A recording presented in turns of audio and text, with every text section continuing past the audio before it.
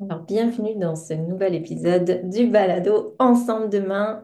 Toujours pas d'intro, c'est toujours Sophie au micro, puis on parle de liens, on parle de transition socio-écologique, on parle de plein de choses.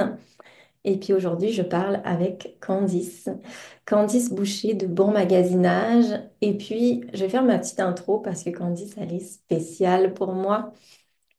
Et quand j'écrivais ma petite intro pour me situer, je réalisais à quel point ta rencontre, elle est spéciale, puis qu'au fil du temps où on s'est connus, elle a évolué, évolué, évolué. Puis on s'est tellement accompagnés dans des grands moments de vie que j'ai l'impression que, je sais pas, qu'il y a un lien spécial qui nous unit. Ça a commencé chez Trois fois par jour. Tu étais ma précieuse collègue. Et puis, j'ai eu la chance d'assister à tes élans, puis aux prémices de Bon Magasinage.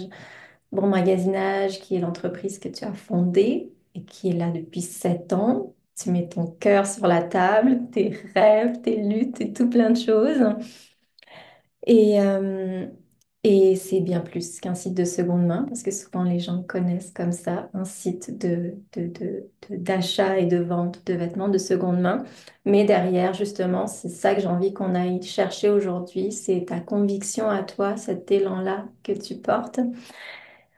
Et peut-être de dire aussi que c'est peut-être pas juste une alternative, c'est peut-être pas juste quelque chose de futile, en fait, et puis qui devrait être dans l'alternative, mais bien quelque chose qui est essentiel pour bifurquer.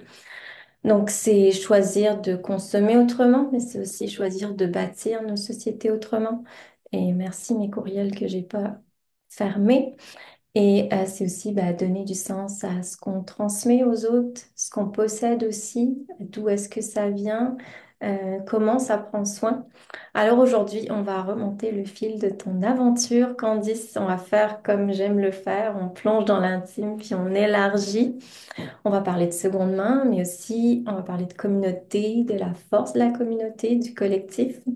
Alors voilà, donc bienvenue dans l'univers du balado. Comme je te le disais, je sais pas pourquoi, mais je suis plus fébrile à l'habitude, mais je sais pourquoi, parce que c'est toi. Et je commence par la question d'introduction qui est celle que je pose à tous. J'ai envie de savoir qui t'étais petite, puis qu'est-ce qui t'habite, qui t'anime, autant tes rêves que tes luttes, puis qu'est-ce qui fait que tu es là aujourd'hui. Merci de me recevoir, Sophia. Je suis très contente d'être là et de pouvoir justement aller dans un peu plus le détail de ce qui m'a poussée à fonder Bon Magasinage et toute la belle mission qu'il y a autour. Donc, je suis Candice Boucher. Je suis arrivée au Canada en 2015. Donc là, en fait, ça va faire 10 ans tout pile que je suis ici. Et c'est sûr qu'en arrivant au Canada à 23 ans, je n'avais pas imaginé que je serais encore là 10 ans plus tard avec une entreprise. Enfin voilà, ça a pris une envergure une surprise de vie que j'avais pas du tout pensé. À la base, j'étais vraiment venue pour 6 mois Mhm. pour découvrir le Canada, faire mon stage de fin d'études parce que j'ai fait une école de commercialisation de la mode en France. Donc j'étais venue finir mon parcours ici au Québec. Et puis finalement, les choses se sont enchaînées. Euh, pour répondre à ta question, quand j'étais petite, je pense qu'il y avait Ouais. déjà beaucoup de traits de caractère que je retrouve chez moi aujourd'hui. Puis dans le fait d'avoir monté l'entreprise aussi, j'étais tout le temps en mouvement. J'avais une soif de vie, une soif de découvrir des choses, une soif de faire des choses de moi-même aussi. J'avais vraiment besoin de créer, d'avoir un espace créatif, aussi un espace où j'étais plus solitaire, mais aussi un espace hyper collaboratif parce qu'on avait tout le temps des amis à la maison. Et ouais, je me rappelle que c'était quand même dur pour moi de rester toute la journée assise sur une chaise à écouter les professeurs. Ça, c'est je comptais les années en me disant quand est-ce que je vais enfin pouvoir en fait travailler ou vraiment faire quelque chose de mes 10 doigts. Et c'est pour ça que j'ai fait beaucoup d'emplois étudiants en fait. Dès que j'ai pu, Ok. j'ai commencé à 15 ans à travailler. Et comme ça, au moins, j'ai pu trier un peu très vite ce que j'aimais faire ou ce que j'aimais pas faire. Et j'ai touché à tout comme ça. J'avais une large idée, une large palette de compétences à tester. Waouh! Mm. Tu sais que je le savais même pas, ça en Ah ouais? fait. Ouais, non, je le savais pas. C'est drôle, c'est intéressant parce que justement, on se laisse pas tellement le droit aujourd'hui de tester des choses, hein. On te Mm. dit à l'école, faudrait que tu trouves ce que tu veux faire, puis aller directement vers ce que tu veux faire. Puis là, en fait, tu viens de parler d'une façon de faire les choses qui est tellement autre. Mm. Et je rêve un peu de ça, en fait, que nos enfants, après l'école, ils puissent tester plein d'affaires, puis explorer Ouais. plein de choses et ensuite bah, déterminer ce qui fait sens, puis se laisser le droit de Bah, bouger là-dedans, ouais. cette question de savoir qu'est-ce que tu veux faire, j'étais incapable de répondre. Je comprenais pas du tout ce que ça voulait dire. J'arrivais pas à comprendre. En fait, je savais déjà à cet âge-là que je serais multifonction, que je testerais plein de choses et que je m'épanouirais pas dans un seul domaine pour toute la vie. Ça, c'était déjà super clair en moi. Je Mhm. savais pas comment j'allais y arriver, mais justement, le fait de tester énormément d'emplois, je me disais, ça va m'aider tranquillement à m'aiguiller, en fait. Donc j'ai commencé, enfin j'ai passé le BAFA en France à 15 ans, le diplôme Ouais. d'animation pour enfants. Et donc c'est comme ça que j'ai pu travailler à cet âge-là et commencer tranquillement à expérimenter d'autres choses. Mais ouais, c'était très dur de répondre à cette question, qu'est-ce que tu veux faire plus tard? J'avais Ouais. aucune idée. Ouais, tu le savais pas, ouais, c'est ça. Non. Et comment t'étais accueillie là-dedans, justement, de tester plein de choses? Bah, plutôt bien. Je pense que c'était un peu dur pour mes parents à suivre parce que je pense qu'ils voyaient que j'étais en soif tellement forte d'apprendre et d'être tout le temps en mouvement que ouais, je pense qu'ils se disaient on n'arrive pas à suivre mais tant pis on la laisse faire tout ce qu'elle veut entreprendre et ça va je pense que dans le collège lycée où j'étais finalement le fait qu'on sache pas exactement ce qu'on a envie de faire c'était pas déterminant c'était plus après c'est vrai quand t'es à la terminale que tu passes ton bac là faut t'inscrire pour savoir ce que tu vas faire après et puis Ouais. ça je suis partie dans une filière j'ai un peu choisi presque au hasard en fait, parce que j'étais complètement perdue dans le choix qu'il fallait faire. Ouais, donc c'est plus après là, je savais pas trop comment faire, puis je trouve que c'était dur d'avoir le bon accompagnement pour me guider là-dedans. Mais bon, finalement, après, j'ai testé encore d'autres choses à la fac, et puis voilà, j'en suis arrivée où j'en suis, mais ouais, vaste question. Ouais. Ouais, l'exploration a continué, quoi, comme elle Mm, continue aujourd'hui. ouais. Mais est-ce que tu sens qu'il y avait, justement, au niveau des valeurs ou des principes fondateurs, comme un fil conducteur à tout ça? Même si tu allais explorer différentes choses, qu'est-ce qui t'ancrait, toi? C'était quoi Ouais. tes valeurs essentielles, en fait, qui faisaient que peu importe ce que tu fais, Mm. il y a quelque chose qui est là, puis qui est solide. Bah, je pense que la plus grosse valeur que j'avais et que j'ai développée dès ce moment-là, c'est vraiment comme on dit, un peu la conscience professionnelle ou la loyauté à ce que je faisais. Si je faisais un travail étudiant, j'étais à fond dedans. Donc, bien évidemment, quand tu gardes des enfants, il faut être encore plus alerte et vraiment très impliqué. Mais si j'étais hôtesse d'accueil, j'étais hôtesse d'accueil à fond. Quand je représentais une marque de yaourt dans les rayons d'un magasin, j'étais à fond. J'étais vraiment trop heureuse de faire ça à chaque fois et de découvrir des choses. Donc, je pense que ce qui me tenait, c'était vraiment la passion, se dire, OK, ça, je le fais, on me l'a confié. Je suis déjà reconnaissante qu'on me confie quelque chose et je vais le faire vraiment avec passion. Puis si j'ai pas cette passion, c'est vrai que c'est dur de faire les choses. Donc Ouais. c'est pour ça que je pense que quand je fais quelque chose, j'y vais à fond. Et ça reflète bien ce qui se passe aujourd'hui aussi pour Bon Magasinage. Il n'y a pas de demi-mesure quand même, vraiment. Quand on fonde une entreprise pour tenir aussi longtemps, faut être très passionné. Donc ouais, je te dirais que la valeur primordiale, c'était la passion et aussi la loyauté. J'étais très loyale quand j'entreprenais quelque chose.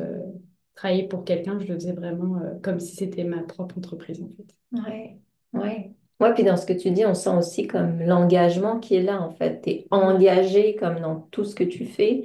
ouais, Tu te dévoues pas seulement à la tâche, mais comme aux personnes qui sont autour de toi. Enfin, moi, je l'ai vécu, je fais 3 fois par jour, comme effectivement, tu t'ancres dans l'équipe et dans les projets, puis il y a rien pour te faire faire marche arrière, en quelque sorte.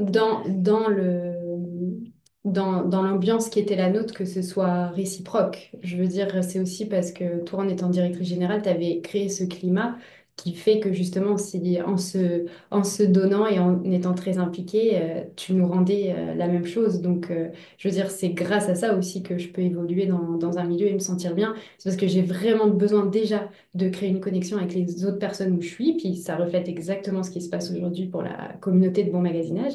Et, et donc, ouais, il faut vraiment que je me sente bien. Et là, je peux m'épanouir et donner le meilleur de moi-même. Et puis ça, je te l'ai déjà dit, mais en travaillant avec toi, je trouve que tu as ce talent aussi de déclencher, pour les personnes qui travaillent avec toi, de déclencher le meilleur qu'ils ont en eux. Et donc ça, je pense qu'il faut que je sois dans cet environnement-là pour pouvoir en fait être aussi investi. Donc tu vois, ça prend quand même d'autres caractéristiques que juste ma passion interne. Ça prend aussi l'effet d'avoir des personnes bienveillantes autour de moi pour me laisser en fait cette chance de pouvoir évoluer à mon Mhm. plat potentiel. Ouais, ouais, ouais. Puis ça se co-crée, hein. Donc, c'est un petit peu de moi, un peu de toi, un peu de tout le monde qui est autour de la table. Mhm. Et là, si on revient à bon magasinage, donc il y a 7 ans, et qu'on rembobine, qu'on rembobine et qu'on rembobine. Alors, je veux connaître l'histoire, mais j'ai envie de connaître surtout qu'est-ce qui a fait qu'à ce moment-là, tu as décidé de lancer Bon Magasinage. Qu'est-ce qu'il y avait comme émotion qui t'habitait à ce moment-là?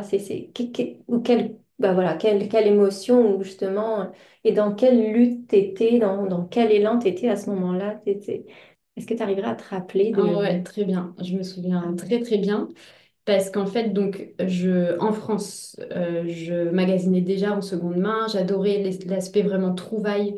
Donc, que ce soit dans les vides-greniers, dans les braderies, parce qu'en plus, je viens de l'île du nord de la France où tous les ans, on a une énorme braderie. Et donc, ça, c'est mon terrain de jeu. J'adore y aller. J'achète pas forcément, mais je fais du lèche-vitrine de toutes les rues, quoi. C'est vraiment génial, les commerçants qui sont dans la rue et les particuliers aussi. Donc, j'ai déjà baigné là-dedans. Et donc la seconde main, pour moi, ça faisait déjà bien partie de mon quotidien.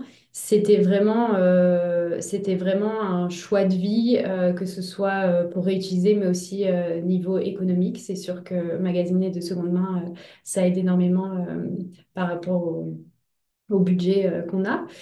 Et quand je suis arrivée au Canada, j'ai pas retrouvé ce genre de plateforme sur lesquelles je vendais ou je magasinais. Et donc, pour l'anecdote, en plus, j'avais vendu la plupart de mes vêtements pour me payer mon billet d'avion pour venir à Montréal. Donc, en plus, on était vraiment dans la boucle circulaire. Et quand je suis arrivée à Montréal, peu de temps après, j'ai regardé le documentaire de True Cost. Et là, ce documentaire-là, c'est pour ça que je m'en souviens si bien, c'est que ça m'a mis vraiment par terre. J'ai pris la réalité de la chose, ce qui se passe, de ce qui se passe dans l'industrie du textile, donc que ce soit au niveau des travailleurs du textile qui ne sont pas rémunérés ni traités comme ils le devraient. Donc on leur demande toujours plus au détriment de leur santé. Enfin vraiment, quand on dit il y a le sang des travailleurs du textile sur nos vêtements, oui, on ne le voit pas physiquement, mais il est là. C'est vraiment au détriment de leur vie. Et en fait, de se rendre compte des dégâts que faisait l'industrie du textile, que ce soit en surproduction des richesses naturelles de la terre, la pollution des eaux, et puis bah, le CO2 émis par les transports routiers. Enfin, tout ça pour qu'au final, il y ait beaucoup de vêtements qui soient jetés, brûlés ou réenfouis parce ils sont pas consommés. Et donc, j'étais vraiment, ce reportage m'a presque traumatisée en fait. J'ai vraiment eu je ne sais pas ce qui s'est passé en moi, mais je n'étais plus capable de consommer rien du tout en fait. Ça s'est vraiment élargi. J'avais vraiment de l'anxiété par rapport à tout ce qui était production, mais ne serait-ce que ouais, passer devant un magasin comme Dollarama ou quoi que ce soit, c'était vraiment, j'en faisais presque une angoisse parce que je voyais tout ce qui n'allait pas en fait. Et donc, il m'a fallu plus de 6 mois pour digérer le reportage, que j'ai regardé en plusieurs fois d'ailleurs, parce que j'ai pas pu le finir. Et vraiment, il est très très fort ce reportage. Ouais, il y a vraiment un avant et un après.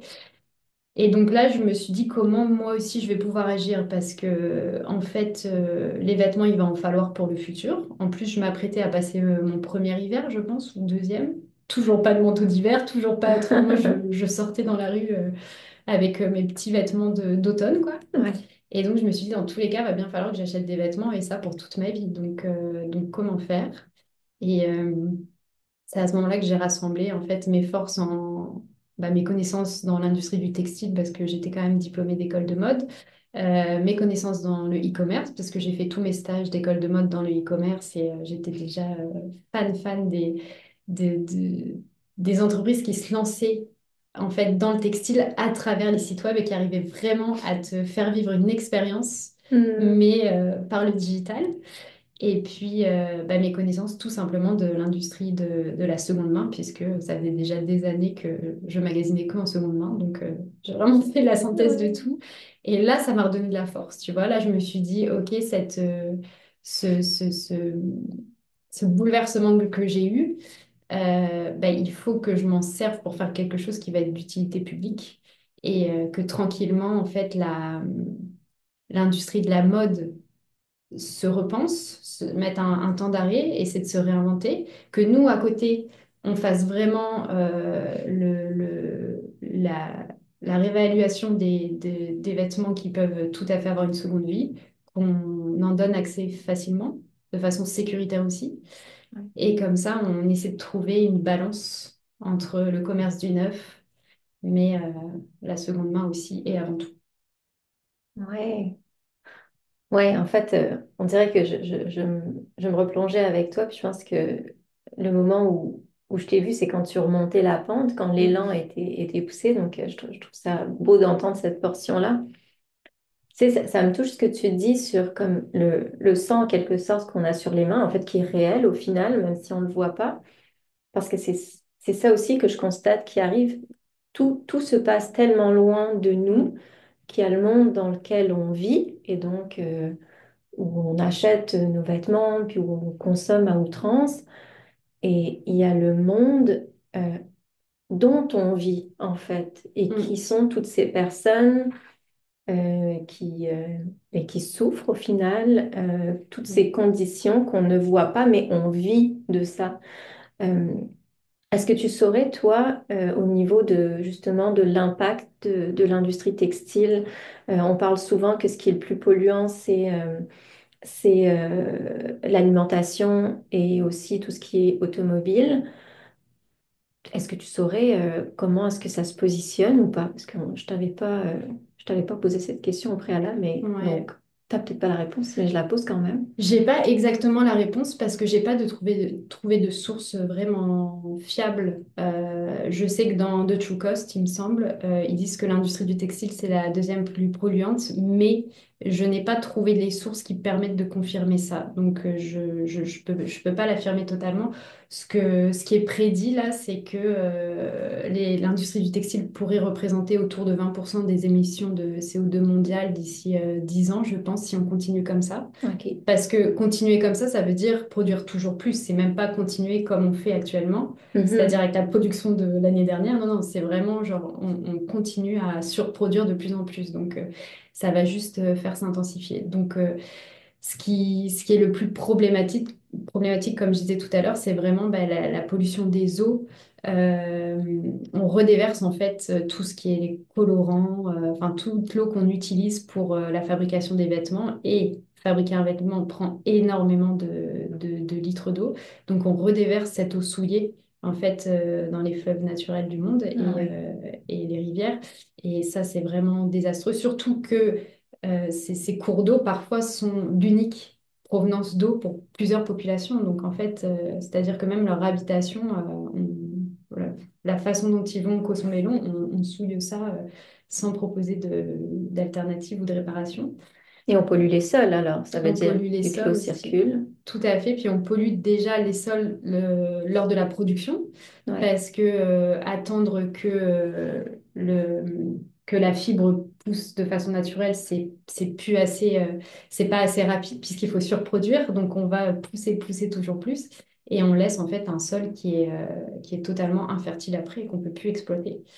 Donc ça, c'est les ressources naturelles, l'eau, et puis finalement les transports routiers, aériens et maritimes pour transporter les vêtements qui parfois ne sont même pas vendus et qui Ouais. repartent à l'autre bout du monde pour être enfouis parce qu'on n'en À a pas eu nouveau, l'utilité. on Ouais. va dans le monde qu'on ne voit pas. Voilà, c'est ça. Ouais. Et, mais de toute façon, c'est un peu je repensais tout à l'heure à la lettre ouverte que j'avais publiée dans la presse en 2022 pour la Journée de la Terre. Et c'est ça que je dénonçais. C'était qu'à partir du moment où finalement les, euh, les grosses industries, leur moyen de faire du chiffre et de gagner toujours plus, c'est d'exploiter le monde qu'on ne voit pas. Donc tant que nous, on sera là pour racheter ces produits-là qui reposent sur ce mode de fonctionnement, en fait, on va toujours nourrir la bête et on s'en sortira pas. Donc, ce qui est important aujourd'hui, c'est vraiment de réfléchir à chaque achat qu'on fait et chaque action et de se dire que ça peut, en fonction de quelle entreprise on encourage, Ouais. ça peut avoir vraiment, vraiment un pouvoir qui est le plus fort de tous, quoi. Oui, il y a quelque chose de politique en fait là-dedans. Oui, voilà, dans Oui, les achats, il y a quelque chose de profondément politique. ouais, totalement. Et toi, à partir de là, donc tu fondes Bon Magasinage parce que c'est ta façon à toi justement d'aller contribuer, d'aller Mm, apporter ce que toi, tu as en toi pour le bien c'est commun ça. et ton éco-anxiété. Qu'est-ce qui lui arrive? Est-ce que maintenant elle va bien? Elle va mieux parce que j'ai vraiment depuis l'impression d'être dans l'action. Ouais. Et en plus de ça, j'ai vraiment choisi le combat des vêtements et on porte tous des vêtements. Donc à chaque fois que je me rappelle pourquoi je fais ça et quelle est ma mission, je me dis, je regarde n'importe où, je vois quelqu'un qui porte des vêtements et je me dis, ok, je peux, si Bon Magasinage arrive là où j'ai envie qu'il arrive et qu'il puisse vraiment atteindre tout le monde, on va toucher cette personne-là aussi. Puis petit à petit, tout le monde qui porte des vêtements va essayer de se tourner vers la seconde main comme premier réflexe, que ce soit pour acheter ou vendre. Donc, le fait d'être dans l'action me fait beaucoup de bien. Et c'est vrai que quand je repense à l'état mental dans lequel j'étais à ce moment-là versus celui aujourd'hui, ça va beaucoup mieux parce que j'ai l'impression que rester dans un état anxieux comme je l'étais n'allait pas tant m'aider, au contraire. Mhm. Puis ça allait pas aider à propager autour de moi l'envie de changer les choses. Fallait déjà que Ouais. moi je trouve un sens à mon projet et à ma vie en fait. Et que je puisse après donner envie aux autres aussi. Donc c'est ça, c'est un peu ça Bon Magasinage. Il a fallu que je prenne que j'ai une énorme prise de conscience, que je rassemble toutes les belles valeurs que j'avais accumulées à droite à gauche et mon expérience, que j'en fasse quelque chose, que je le, que je l'apprivoise très bien moi-même, que je l'improvise, que je l'apprivoise au mieux, que je vende, que j'achète, que je teste vraiment ma solution pour après en parler aux autres et être prêt à ce que tout le monde entre dans l'aventure, quoi. Ouais, Mm. ouais. Et désolée, je vais pousser encore dans tout ça parce que euh, je veux comprendre parce que là, t'es dans ton anxiété, puis t'es figé. Mm. Mais alors, c'est quoi qui te... Parce que tu dis ce qui te ramène finalement à la vie, c'est de te mettre en action, mais il y a comme une interstice entre ces deux-là. Mm. Qui est-ce qui te porte ou qu'est-ce qui te porte à ce moment-là à te dire, OK, je vais m'asseoir et je vais me questionner, est-ce qu'il y a une personne, c'est vraiment intérieurement que tu as senti un jour que là, c'était le moment, après ce recul le milieu, enfin ouais, l'interstice entre Ouais. ces deux moments, tu Donc saurais? ça, c'était en janvier quand j'ai regardé le reportage. Ouais, Mois de mars, j'arrive chez 3 fois par jour d'ailleurs. Donc ouais, tu vois, j'avais déjà eu ça avant, mais j'avais pas compris que ça allait me bouleverser autant au point de monter une entreprise. Et attends, c'est l'année d'avant, je suis perdue. Non, non, c'est ça, hein, c'est attends, janvier, mars. Ah oui, donc l'idée, oui, oui, non, c'est ça, je parle bien de la bonne année. Ok, donc janvier, je vois ce reportage, je suis bouleversée. Mars, j'intègre 3 fois par jour, on se rencontre. Déjà, ça, c'est sûr que ça me fait du bien aussi parce que bah, le fait de pouvoir, tu sais, pareil, évoluer dans une équipe qui me fait du bien et où il y a beaucoup de bienveillance, bah, ça m'a aidé. Et puis finalement, pendant ce temps-là, je pense que je regarde un peu ce qui se passe au niveau de la seconde main. Je fais beaucoup de... j'essaie de comprendre comment font les gens à Montréal, en tout cas, parce que j'y suis allée de façon très niche au début pour magasiner en seconde main. Donc là, je vois qu'il y a des milliers de personnes sur les groupes Facebook, dont un groupe Facebook qui a déjà 10 000 personnes. Donc je me dis, waouh, c'est déjà une belle communauté. ouais, Et ensuite de ça, je vois que sur Kijiji, tous les ans consécutivement, c'est les vêtements pour adultes et vêtements pour enfants qui sont les biens les plus revendus au Canada. Donc ok. ça me donne énormément d'espoir et de courage, parce que je me dis, ok, donc je ne suis pas folle, il y a bien de la demande. Il n'y a juste pas l'outil qui fait que c'est facile d'aller chercher vraiment le vêtement en seconde main qu'on veut, le trier par couleur, par prix, par taille, tout ça. Mhm. Donc tu vois, ça a pris du temps. Et un jour, vraiment, d'un coup, ça c'était au mois d'août de la même année, vraiment là, d'un coup, c'est vraiment comme si on m'avait déposé une ampoule dans la tête et je me suis dit, il manque une plateforme sur laquelle on peut revendre et acheter, je vais le faire moi-même. Mais c'est vraiment, vraiment comme si on m'avait dit, tiens, hop, et on me l'avait mis dans le cerveau. Et avec le nom Bon Magasinage en plus, impeccable. Ah oui, hein. Ouais. Bon voilà, servi sur un plateau. Et c'est là que j'ai commencé à entreprendre des démarches de comment on monte un site internet, comment on rassemble une petite communauté, un petit noyau qui a envie enfin, qui partage les mêmes valeurs et qui a envie de tester le concept. Donc voilà, et ça après, l'histoire fait que ça a pris des mois et des mois pour développer ce qu'il fallait et vraiment avoir du technique là-dessus. Ouais. Mais sinon, c'était plus ça, là, vraiment le cheminement de se dire, OK, je suis un peu bouleversée, j'enquête sur ce qui se passe, je vois un peu quelles sont les habitudes de consommation et est-ce qu'il y a de l'espoir dans le fait que d'autres personnes se posent les mêmes questions. Ouais. Et ça, tranquillement, ça fait du bien. Et puis après, se dire, OK, si personne n'a fait, bah, je vais le faire comme ça, je vais rassembler ces personnes-là. Et comme ça a pris assez vite, j'ai pu rencontrer les premières clientes en personne. Et là, je me suis dit, OK, c'est des personnes exceptionnelles, enfin vraiment que j'ai envie d'avoir comme amie, quoi. Ouais. Et là, ça a été, là, c'est bon. Là, je me suis dit, OK, là, on va construire quelque chose et je me sentais beaucoup mieux. Et je constatais vraiment qu'il y avait les mêmes problématiques que dans le quotidien d'autres personnes. Le même souci, en fait, environnemental aussi. Ouais. Ouais, donc bah là, tu essaies de comprendre finalement comme tu te relis à des gens. Donc la communauté, elle se crée avant même de se créer au Ouais, final dans ouais. cette histoire-là. Puis il y a comme une reliance qui se crée. On dit que des fois, c'est ça qui nous manque. On a besoin d'appartenir à une communauté qui justement peut-être partage les mêmes peurs ou les mêmes Mm. élans. Fait que, bon, magasinage a commencé avant même de commencer, de ce que j'entends dans l'histoire. Puis, Ouais, c'est ça. Et puis, moi, justement, je me disais, comme personne n'a créé une plateforme comme ça, c'est peut-être qu'il n'y a pas du tout En fait, peut-être que les Canadiens n'ont pas du tout envie d'aller vers la seconde main comme ça. Peut-être que le vêtement, c'est très secondaire, que oui, revendre des voitures en seconde main, ça se fait beaucoup plus. Et Kijiji est très utile pour ça. Mais peut-être que les vêtements, c'est pas un enjeu.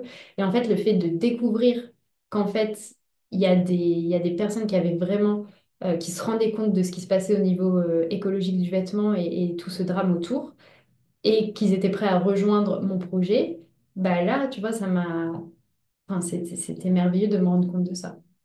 ouais, de te rendre compte que tu réponds à un réel besoin. Tu n'es pas en Mm. train de créer une entreprise pour créer une Ouais, entreprise, mais tu totalement. réponds à un besoin. Ouais, totalement. Puis j'ai envie qu'on parle justement d'en venir à bon magasinage. Alors de nous parler, oui, du site transactionnel que c'est, où justement on peut vendre, on peut acheter des vêtements de seconde main, mais aussi vraiment d'aller peut-être nous permettre d'explorer, donc à partir de cette prémisse-là, la vision et la mission Mm. que s'est donné Bon Magasinage, que tu t'es donné avec l'équipe qui met le cœur à la pâte. Je sais même pas si ça se dit ça. Mm. De cœur à l'ouvrage, je Le sais pas cœur à trop. On l'ouvrage, peut à tout la dire. pâte. La main à la pâte, ouais, Oui, la c'est ça, main, le c'est cœur ça. à la pâte. Déjà, la mission, c'est vraiment que, que la seconde main ou le seconde main, parce qu'on peut dire un peu les deux, j'ai découvert récemment, Ouais. soit le premier réflexe. Et donc, comment on fait pour que la seconde main vraiment rentre dans la vie de tous les jours et donne envie? Ben déjà, il faut comprendre en fait ce qui se passe au niveau de l'environnement, parce que j'ai réalisé au fil du temps qu'on n'a pas forcément conscience, comme je te disais tout à l'heure, de tous les litres d'eau que ça prend pour fabriquer un vêtement, du Mm. bilan carbone d'un seul vêtement.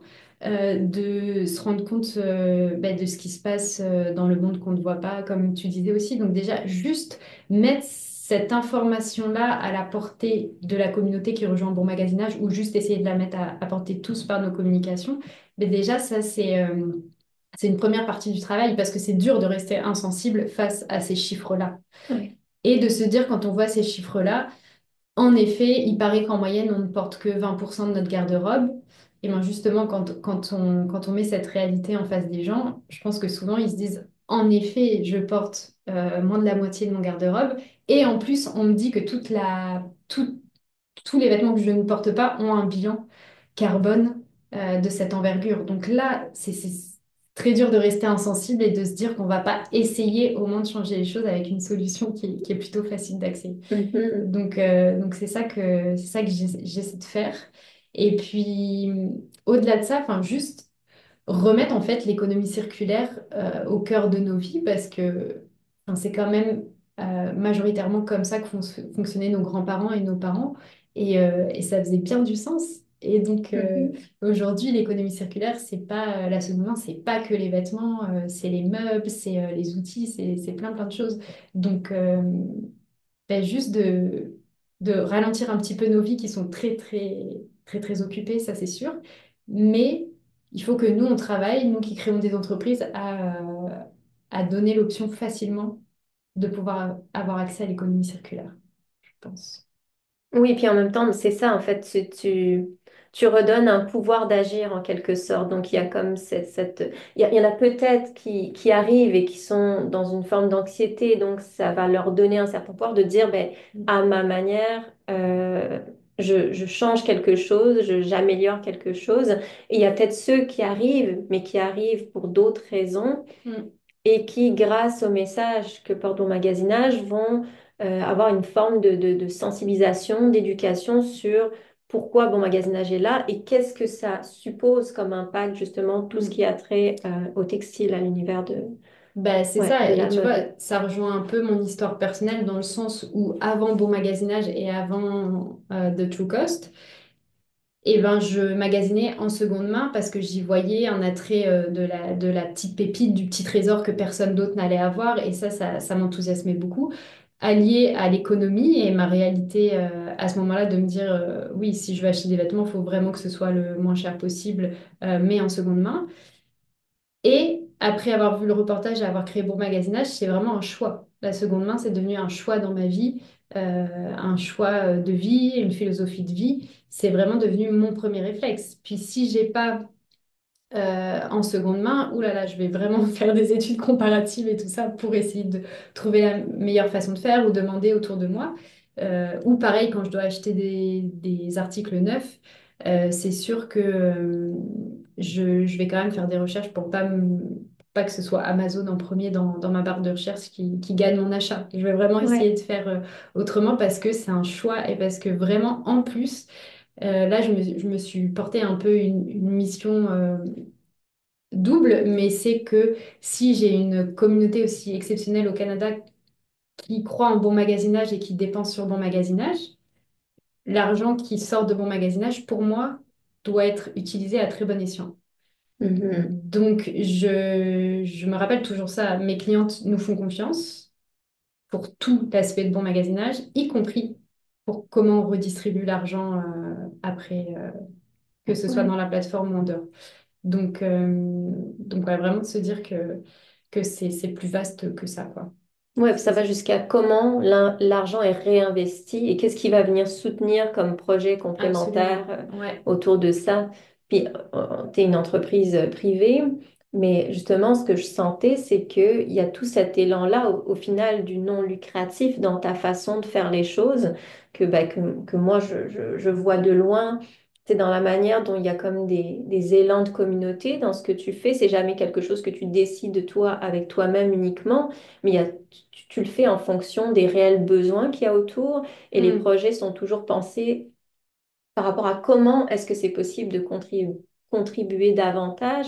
Donc, il n'y a même Ouais. plus une question de cette logique-là qu'on voit souvent de profit à tout prix, malgré le fait que c'est une entreprise privée. Mhm. Elle ne porte pas, en fait, cet élan-là de l'entreprise privée capitaliste qui ne veut que faire de l'argent.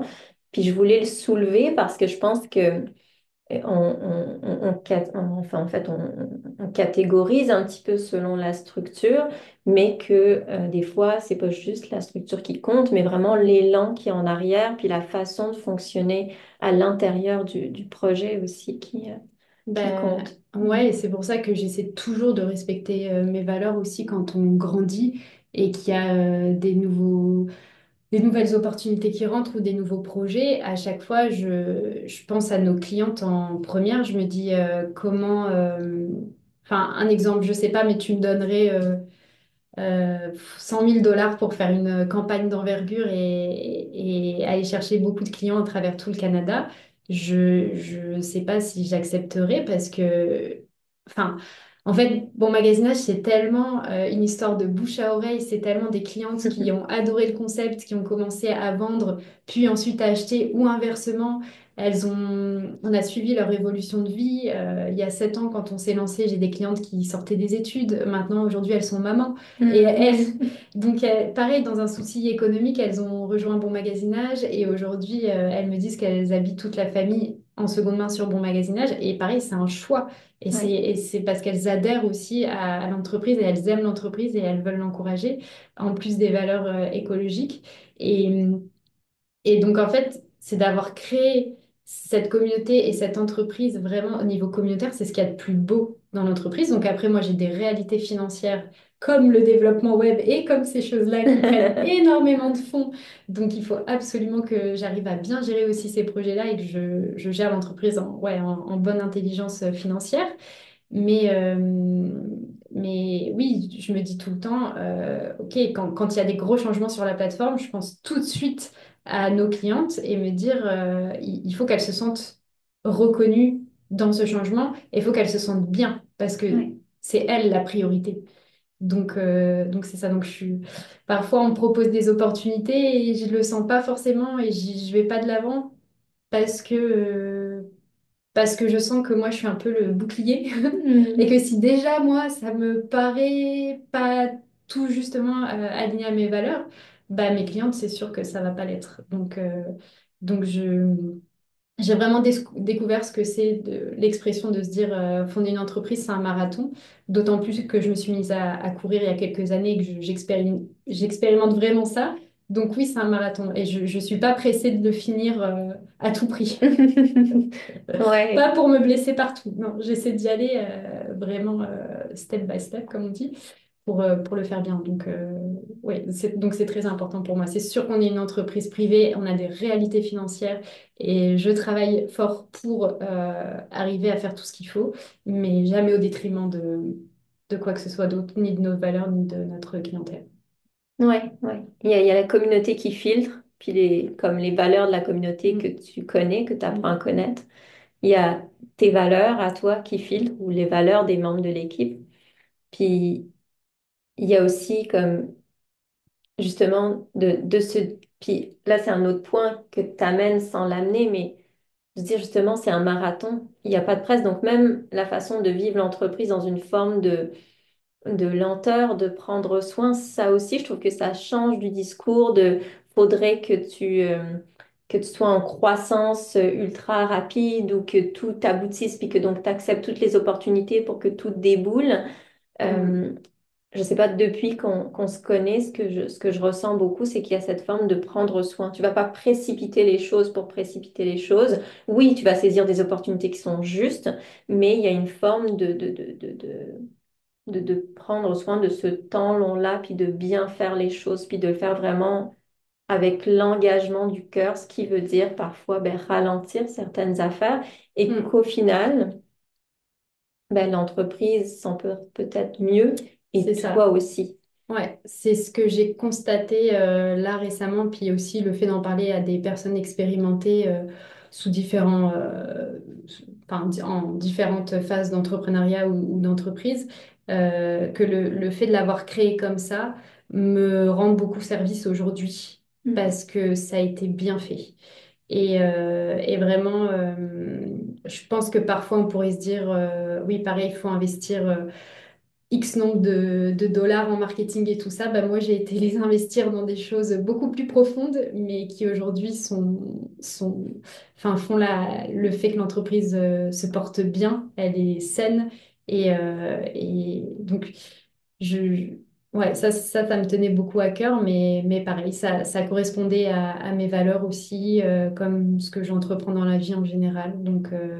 Je je ne me serais pas reconnue en faisant autrement, je pense. Ouais, Ouais. ouais. Puis là, on élargit un petit peu le spectre parce que tu en as parlé un petit peu tantôt. Donc là, il y a BM qui s'inscrit dans cette logique-là d'économie circulaire. Mais justement, qu'est-ce que c'est pour toi l'économie circulaire si on sort de toutes les définitions qu'il peut y avoir, mais ta définition à toi, puisque ça représente pour toi, puis pour l'avenir aussi. Bah alors, bon, pour moi, l'économie circulaire, c'est indispensable pour la suite. C'est vraiment le fait de, je ne sais pas si je vais réussir à bien expliquer mon idée, mais de produire justement de quantités raisonnables pour que ce soit utilisé à son plein potentiel. Et donc, ça veut dire aussi de la qualité, parce que si on veut réutiliser plusieurs fois, il faut quand même valoriser la qualité. Ça veut dire peut-être aussi prendre plus de temps pour faire les choses. Et, et ça, pour moi, l'économie circulaire, c'est vraiment essentiel parce que ça doit être un réflexe dans nos vies et ça doit amener la réutilisation des choses et penser les choses de manière circulaire. Pour moi, c'est la base d'une économie et d'une industrie viable. Voilà, Hmm. donc quand je dis viable, ça veut dire viable du point de vue écologique et du point de vue sensé. Il y a des entreprises qui te diront que elles, faire du chiffre toujours plus, c'est ça qui est viable, c'est ça qu'elles voient. Hmm. Mais ça sera pas compatible avec, avec le monde de demain, en fait. Puis justement, bah, pareil, dans ma lettre ouverte, que j'avais fait à la presse, j'avais cité David Suzuki dans son livre Lettres à mes petits-enfants. Puis j'ai la phrase ici là que je peux lire aussi, mais David Suzuki nous dit, les produits jetables garantissent le renouvellement perpétuel du marché, mais ils ont un coût pour la planète. L'hyperconsommation engendrée par le besoin des pays industrialisés de voir leur économie croître est aujourd'hui la cause première de la dévastation écologique. Hmm. Donc ça nous dit aussi qu'on on croit pour croître, en fait. Il y a pas beaucoup d'autres raisons que de produire autant que juste croître. Donc, tu Ouais. vois, pour moi, l'économie circulaire, là, ça rabat les cartes et on repense les choses de manière autrement. Et de toute façon, je pense que l'élan citoyen, il est à ce niveau-là aussi. Aujourd'hui, on se rend bien compte Mhm. de tout ça. Je veux dire, voilà, on en parle de plus en plus. Les gouvernements aussi essaient de faire des efforts. Donc ouais, l'économie circulaire pour moi c'est essentiel, c'est la base d'une économie viable et d'une écologie viable et c'est un réflexe qu'on devrait tous avoir en nous dans notre quotidien. Ouais. Oui, puis ça revient à créer du commun aussi dans le monde, un monde plus en commun, Ouais. parce que le marché, justement, qui veut juste croître, croître, croître, il est basé sur un système néolibéral où ce qu'on a mis comme valeur principale au centre, c'est les libertés individuelles. Mais liberté comme liberté, justement, indécente, une liberté indécente qui n'est pas une liberté qui va rimer avec justice sociale ou justice environnementale. Puis je trouve que, ça c'est un point de vue, mais l'économie circulaire, comme beaucoup d'autres justement façons de voir la vie, au final, un peu comme tu le dis, de réinventer les choses, ben, ça nous ramène justement vers peut-être des valeurs de liberté, mais qui se conjuguent aussi avec la justice sociale et environnementale, et au final qui viennent peut-être tranquillement sortir des marges, avec l'appui des gouvernements notamment, pour revenir un petit peu plus dans la norme. Et là, reste justement à faire attention. Je pense aussi, puis ça, à un niveau, c'est encore une opinion, que ça ne devienne pas justement une autre forme de marchandisation, Hmm. de Ouais. supporter la croissance à côté, en supportant l'économie circulaire. Donc, Hmm. qu'est-ce que tu penses de cette faille-là? Est-ce que ça t'inquiète des fois? Et puis la question n'était pas au programme, alors allez un petit peu spontané. C'est vrai que tu vois, je me faisais la réflexion là que on parlait de bon, les entreprises qui sont en croissance, etc. Pour le coup, le marché de la seconde main, c'est vraiment un marché qui est en croissance, en grosse croissance. Ouais. Donc forcément, à l'heure où on est aujourd'hui avec justement plein de domaines différents qui s'écroulent un petit peu, j'imagine qu'il y a beaucoup d'entreprises qui vont vouloir aller vers ce qu'ils croient et ce qui fonctionne bien. Donc, la seconde Mhm. main, on est pile dedans. Les prévisions de croissance sont très, très bonnes pour les années à venir. Ouais, Donc, ça pourrait amener des dérives. Et on voit d'ailleurs des acteurs de la fast fashion qui se lancent dans la seconde main. Puis ça reste un point d'interrogation pour moi. J'ai pas testé parce que bon, j'ai pas vraiment très envie de tester ce genre de concept dans ces entreprises-là, mais ça, c'est une faille, tu vois, par exemple. ouais, Pour moi, ça n'a pas de sens. Et le premier sens serait de repenser leur méthode de fabrication et juste leur volume de production pour pouvoir après peut-être prétendre à revendre en seconde main. Mais je pense que là, il y a vraiment une volonté de perturber le consommateur et de pas lui expliquer clairement ce qui se passe avec ses vêtements. Et ouais. puis parfois, ça va être aussi des crédits en magasin. Bah, je sais que H&M, ils reprennent tes vêtements, ils te donnent un bon d'achat pour que tu redépenses chez eux. Mais c'est vraiment s'acheter j'allais dire une conscience, mais même pas, s'acheter une étiquette verte. Je pense que ça, pour moi, c'est une dérive assez flagrante. En effet, Et, oui. et ce n'est pas expliqué. Si tu fouilles un petit peu plus dans le programme qu'ils proposent, tu ne trouves jamais vraiment les réponses. Il y a énormément d'études et d'enquêtes qui sont faites par rapport à ça. Donc, si vous avez envie de vous y plonger un peu, il y a de quoi aller voir. Normalement aussi, notamment aussi sur l'entreprise Shine. Euh, Là, c'est même plus de la fast fashion, c'est de l'ultra fast fashion. Et pareil, là, il y a des enquêtes assez dramatiques à ce niveau-là. Donc, euh, ouais, ça se posait des questions aussi, tu vois, des, des fonds d'investissement qui vont investir tantôt dans une entreprise à valeur écologique dans le textile, tantôt chez Shine ou ce genre de compagnie. Puis tu vois qu'un même investisseur peut aller dans ces deux Mhm. entreprises différentes. Et ça, j'ai pas la réponse, c'est juste une constatation parce que voilà, parfois je fouille un petit peu pour Ouais, savoir quels sont les profils d'investisseurs qui investissent dans tel profil de compagnie du textile ou de la seconde main. Et je me rends compte de choses comme ça. Et je ne comprends pas ce qui se passe à ce niveau-là. Il y a peut-être une stratégie bien pensée derrière, je ne sais pas. Mais en tout cas, je vois que là, quand même, là où il y a de l'argent, il y a envie d'y aller et donc il y a matière à avoir des dérives à ce ouais. niveau-là. Ouais, ouais, créer une forme d'économie circulaire, mais dans la faille Ouais. elle-même. Ouais. Ouais. Donc oui, ça m'inquiète quand même parce que j'essaie d'apporter avec bon magasinage et vraiment j'ai l'impression qu'on a des belles valeurs à ce niveau-là. C'est vraiment, on n'est pas en train de vous dire acheter en seconde main à n'importe quel prix pour tout et n'importe quoi. Le message, c'est plutôt est-ce qu'on en a besoin? Si oui, on regarde en seconde main. Vous faites des super expériences d'achat et puis bah, là, vous avez peut-être quelques vêtements en trop dans votre placard. Vous allez à votre tour les mettre en vente. Et ce que j'aime aussi, c'est que nos membres se font vraiment vivre des expériences uniques. Donc, des Mhm. petits paquets qui sont absolument adorables, qui sentent bon. Surtout les colis pour enfants. Apparemment, on m'a dit que c'est le rêve de commander sur Bon Magasinage parce que Il y a les du parents soin. prennent un soin particulier à ce que tout soit magnifique dans le colis. Donc c'est ça aussi, c'est vivre une expérience et finalement de manière digitale, réussir à ce que chacun d'entre nous ait un pouvoir à son niveau et de faire vivre une expérience à quelqu'un. Et Ouais. ça, moi, c'est ce que j'adore avec l'économie circulaire. C'est vraiment que tu peux créer du lien avec une personne que tu ne connais pas, mais tu sais que tu vas lui apporter une dose de bonheur dans sa journée.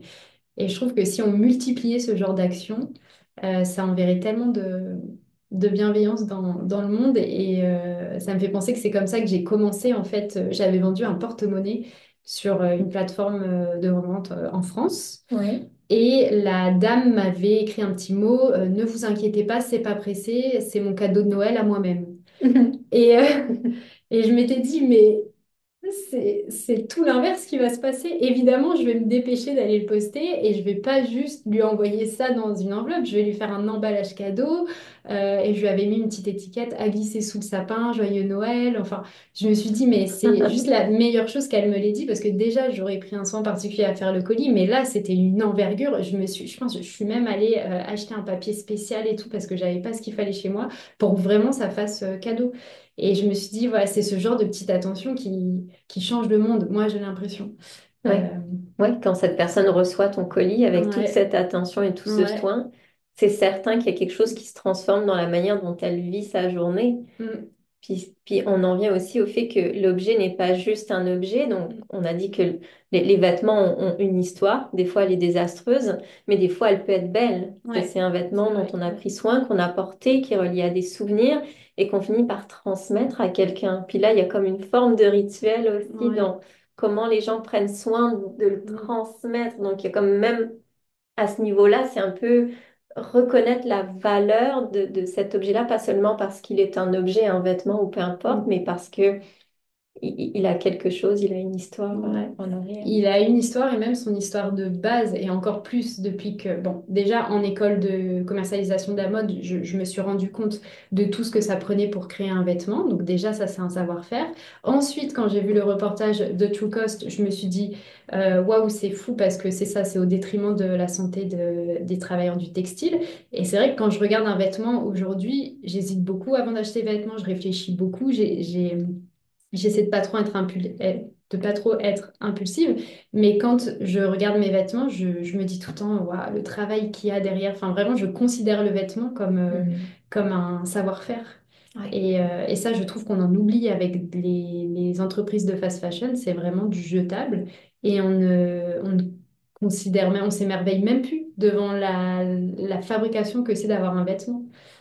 Puis à Montréal, on a enfin au Québec en général, on a quand même plein de designers québécois qui font des beaux vêtements aussi et qui justement remettent l'artisanat au goût du jour et qui nous en parlent et donc ils parlent de la réalité de leur travail. Donc ça fait du bien aussi parce que je trouve qu'on peut recomprendre ce que c'est tout le travail derrière un vêtement. Mais ouais, c'est pour ça que ça regroupe tellement de choses. Ouais. Puis j'aime ça aussi ce que tu amènes justement, comme cette valeur-là de fabrication, puis qu'est-ce que ça prend, puis le temps que ça prend, puis tu sais, c'est des mains qui viennent se déposer là-dessus, c'est des Mm, savoirs. C'est drôle parce que là, on est en train d'enregistrer à la BANQ, donc la grande bibliothèque. Et puis, on y était ce week-end avec les enfants dans le coin enfant. Puis, il y a un endroit qui est un labo de création qui s'appelle la Hutte. Puis, ce week-end, on a préparé, en fait, il y a des machines à coudre. Et donc, on a cousu ouais. un petit sac avec Liam. Et puis, Liam qui est le plus petit. Et avec Samy, on a fabriqué un petit doudou en forme de chat. Et c'est drôle parce que je me sentais tellement bien, ils se sentaient tellement bien, les deux aussi, après avoir fait ça. Puis tu as l'impression justement de connecter à un savoir duquel tu es complètement déconnecté Mm, si tu fais juste acheter justement des vêtements, des objets, des ouais. jouets. Si t'as pas essayé un jour Ouais, de comprendre à quoi ça ressemble. Je trouve exactement. que ça fait écho Ouais. à ce moment-là. Et moi, je me suis mis au tricot. Ouais. Je mets du temps, mais c'est ça pareil. Et après, je regarde les pulls que j'ai et j'essaie de voir tout ce qui a été tricoté. Et je me dis, waouh, c'est fou quand même. Bon, j'imagine qu'il y a des machines pour plein de choses, mais c'est quand même, quand tu essaies de le faire toi-même et que tu comprends, c'est d'autant plus valorisant pour le vêtement.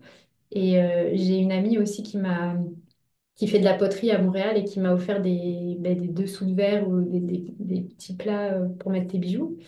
Et c'est fou, j'étais tellement heureuse. J'ai trouvé ça tellement beau qu'elle ait passé du temps et qu'elle me les ait offerts. Et quand je les vois, je me dis, bah, d'ailleurs, c'est une cliente de Bon Magasinage qui est devenue une amie, tu vois, Ouais, c'est comme quoi. l'histoire de ma vie. Ça tourne, ça circule. C'est ça. Et je me dis, ouais, tu vois, c'est ce genre de cadeau aussi où tu prends le temps, où tu mets du tien. Bah, moi, c'est ce que j'aime dans la vie. C'est clairement ça. C'est ce qui me nourrit et je suis tellement touchée de ce genre d'attention. Ouais. Ouais. Et puis là, on dit tout le beau et tout le savoir, puis tout l'esprit, toi, critique que tu développes au travers de cette aventure aussi. Mais juste, alors du coup, on voit à quel point c'est beau, puis c'est bénéfique, mais c'est quoi les freins alors? Qu'est-ce qui nous empêche? Qu'est-ce que toi, tu constates en fait qui... Pour la seconde main, Ouais. ben, ça peut être différentes choses et qui sont que je comprends totalement. Tu vois, parfois tu peux avoir un doute sur le fait que comment tu fais pour savoir ta taille quand c'est en seconde main et que c'est en ligne. Là, je parle pour Bon Magazine, là, je mets des vêtements où bien sûr tu peux aller essayer, tu peux aller essayer les vêtements. La différence de bon magasinage avec des friperies physiques que tu as en ville, c'est que moi, vraiment, l'inventaire, il est illimité Mhm. et que je trouve ça formidable que chaque personne au Canada puisse nous ouvrir les portes de son garde-robe, de son style, qui est pas de limitation en termes de ce qu'on veut avoir sur la plateforme. Donc ça, pour moi, là, c'est le communautaire au maximum et j'adore ça. Mais c'est vrai que le fait d'avoir un catalogue aussi grand, aussi étendu dans le pays, fait que forcément, tu peux pas aller voir les articles en personne. Mhm. Donc, les freins à la seconde main, bah, ça peut être les enjeux de taille, les enjeux de ouais, de pas essayer ton vêtement, pas savoir s'il va t'aller. Euh, Parfois, le frein plus général, ça peut être de porter quelque chose que quelqu'un a déjà porté. Ça peut gêner certaines personnes aussi. Ouais. Aussi, les enjeux de sécurité. Oui, acheter en seconde main, ça veut dire envoyer de l'argent d'abord. Comment je sais que ça va être bien sécuritaire? Donc, ben nous, on essaie à chacun de ces points de freinage-là, on essaie de trouver une solution Mhm. et de proposer une plateforme qui te permet au moins d'essayer. Donc, tu vois, parfois, tu sais pas quelle va être ta taille, mais tu sais que dans telle entreprise de vêtements, tu mets telle taille et qu'en général, c'est toujours une valeur sûre, tu prends toujours cette même taille bah, le jour où il y a une petite trouvaille avec cette taille-là de cette marque-là qui te plaît au bon prix, a priori, il y a quand même toutes les chances qu'elle taille bien. Mhm. Donc ça aide de faire un premier achat qui est plutôt sûr pour toi. Au niveau sécurité, bah là, c'est sûr qu'on a toute l'infrastructure sécuritaire. On a pris les meilleurs prestataires qui existent à ce jour pour que tout soit sécuritaire au niveau des finances sur le site. Euh, Puis après, il y a le fait de porter un vêtement que quelqu'un a déjà porté. Donc parfois, on va avoir des clientes qui, à l'inverse, vont commencer à vendre. Elles sont Mhm. plus à l'aise de commencer l'expérience en vendant voir si leurs vêtements vont plaire. Et puis, une fois qu'elles ont fait quelques ventes, elles ont cumulé de l'argent dans leur porte-monnaie virtuel. Là, elles ont une petite somme et elles se disent, bon, bah, est-ce que ce serait pas mon tour de tester? Ouais. Parfois, elles vont s'acheter entre elles. Donc, quelqu'un qui a vendu à une autre personne, elle sait que c'est la même taille, a priori le même style. Elle va aller Mhm. voir dans sa penderie et acheter à son tour. Et comme la cliente aura une très bonne expérience de cette vendeuse, bah, à son tour, elle va vouloir offrir une bonne expérience à sa cliente. Donc, voilà, on essaie que les membres aussi donnent confiance et proposent leur univers pour donner envie aussi aux autres membres. Donc, Ouais. voilà. Mais c'est sûr qu'il y aura encore des freins pour la seconde main et je pense qu'il faut vraiment tester pour, euh, pour pouvoir tranquillement s'habituer et faire sa propre expérience avec la seconde main. Ouais, puis il y a cette compréhension de comment ça marche, de quelle taille on porte, ces erreurs-là, puis en plus, Mhm. oui, ce risque qu'on prend. Et en même temps, tu le dis à quel point il y a comme un... vous mettez en place toutes les conditions pour essayer de répondre à ces freins-là, puis faciliter l'acte d'achat en seconde main. Et la communauté autour soutient. Donc, il y a comme un Mm. élan commun aussi de se dire, bon, ben, j'encourage je n'ai pas le site transactionnel, je ne l'ai pas créé, mais je l'encourage en Ouais, faisant en sorte que justement ça soit une expérience qui soit ouais, spéciale, ritualisée, qui fait qu'au final, la personne a envie de poursuivre dans cet élan-là et il y a comme un ouais. apprivoisement qui se fait. Ouais, ouais, Ouais. c'est ça. Moi, je pense qu'il faut apprivoiser, il faut faire son expérience. Nous, on est toujours là pour aider, pour conseiller et pour prendre plaisir à voir les nouvelles penderies qui s'affichent. Mais c'est ça que je veux. Bon magasinage, nous, on le façonne et on met l'outil technique. Mais au final, nos clientes, c'est elles qui proposent vraiment ce que le site est. Tous les jours, c'est elles qui mettent des articles. Donc, moi, je ne sais pas demain qu'est-ce que va être le catalogue de bon magasinage. Personne Mhm. ne sait, on verra demain. Donc tous les jours, c'est nouveau. Et c'est ça qui est intéressant. Et autre point que je voulais préciser, on en a parlé juste avant, mais pour revenir à ta question, Ouais. les freins aussi que peuvent être la seconde main, c'est qu'à côté, on a vraiment le marketing du neuf qui est très fort et très puissant.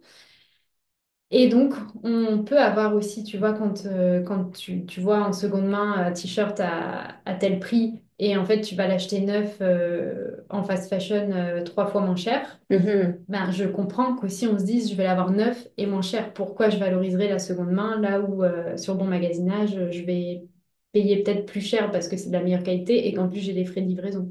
Donc ça, c'est ce que j'essaie aussi de désamorcer et ouais, c'est que c'est voilà, le marketing du neuf est très fort pour nous laisser penser que Mhm. ce qui vient de sortir, c'est ce qu'il te faut pour être bien dans la vie. Ouais.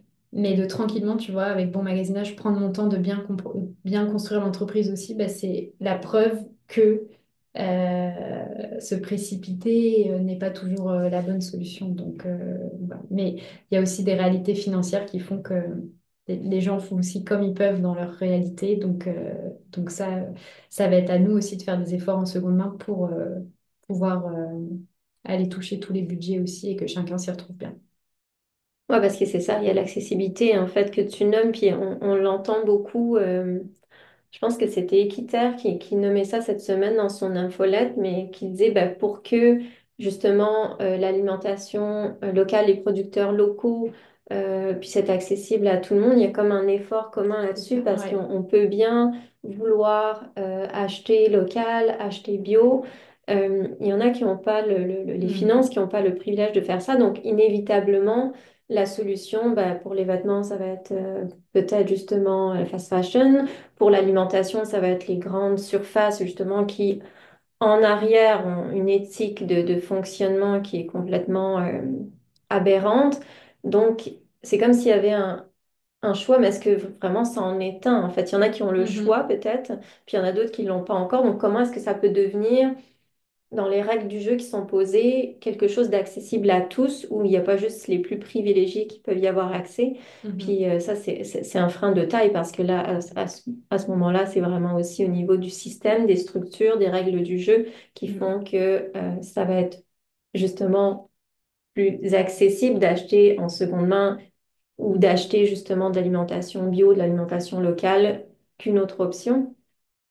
Ouais, ça c'est Ouais, un grand enjeu, mais comme tu dis, ceux qui sont plus privilégiés, je pense que c'est aussi dans leurs mains et de changer les choses ouais. parce que eux ont peut-être plus le choix.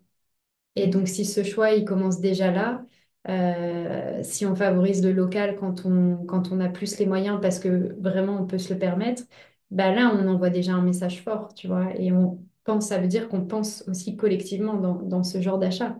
On se dit qu'après, ça aura des répercussions pour les personnes qui ont moins les moyens. Donc, c'est vraiment collectif tout ça. Ouais, on fait en sorte que Ouais, les entreprises locales prospèrent. Et puis en ouais, attendant que ça soit accessible, il y a comme ouais. un peu quelque chose qui est défriché par Mm. ceux qui en ce moment ont le choix. Ouais. Mais là, tu as parlé d'autre chose, tu as parlé de justement tout l'univers de la publicité qui vient faire bah, diffuser un autre message qui entre Ouais, ça y est. complètement Ouais. en dissonance avec celui justement qui prône l'économie circulaire, bah, l'achat conscient en quelque Mm. sorte, puis qui dit effectivement si tu achètes neuf, c'est là que tu vas être heureux dans ta vie. Mm. Puis ouais, on en parlait tantôt, mais c'est un petit peu ce qui a fondé aussi cette société de consommation, puis qui a propulsé cette société de consommation, c'est bah, la publicité, l'univers de la Mm. pub, du marketing, puis qui aujourd'hui est beaucoup remise en question. Comment est-ce qu'on communique de manière responsable? Mm. Comment est-ce qu'on fait de la publicité pour des causes, des choses qui viennent supporter nos sociétés plutôt que de les faire plonger encore plus dans la dérive? Fait qu'il y a... Ouais. Ouais, ouais. Bah, tu vois que c'est pour ça que j'aime aussi cet aspect communautaire sur Bon Magasinage où tu sais pas forcément à qui t'achètes ou à qui tu vends, mais t'as le même souci de bien faire. Et tu vois, moi, quand j'ai fait mon école de commercialisation de la mode en France, je l'ai vraiment vu et vécu le fait d'avoir des vêtements haut de gamme qui n'étaient pas forcément plus qualitatifs. C'était vraiment un... Comment je pourrais dire ça? Un argument de considération. Je ne sais pas si tu vois ce que je veux dire, mais c'est vrai que euh, je sentais qu'il fallait être habillé d'une certaine façon et de manière haut de gamme pour être considéré, tu vois. Non, c'est le statut social, là. Ouais, Ouais. ouais. Et je me disais, mais c'est fou parce que pourtant, on- bah, moi, c'est sûr que déjà, j'allais pas investir dans beaucoup d'argent dans des vêtements où pour moi, la qualité ne justifiait absolument pas en plus le prix. Mhm. Et je me disais, bah, je vais essayer de...